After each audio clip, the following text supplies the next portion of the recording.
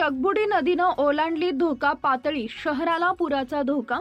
गेल्या काही दिवसांपासून सुरू असलेल्या मुसळधार पावसामुळे खेड तालुक्यातील नद्या नाले धोकादायक स्थितीत पोहोचलेत।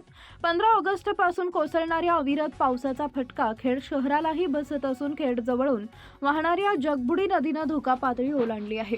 नदीची इशारा पातळी 5 मीटर तर धोका पातळी 7 मीटर इतकी आहे। सध्या नदीचं पाणी 7.20 मीटरवरून वाहत असल्यानं शहरात पुन्हा एकदा पुराचा गंभीर धोका निर्माण झालाय। जगबुडी नदीचं पाणी पात्राबाहेर पडून खेडमधील मटण मच्छी मार्केट परिसरासह शेजारील रस्त्यांमध्ये शिरलंय। खेड दापोली मार्गावरील देखील पुराचं पाणी येण्यास सुरुवात झाली असून हा मार्ग देखील पुढील काही वेळात बंद होण्याची शक्यता आहे।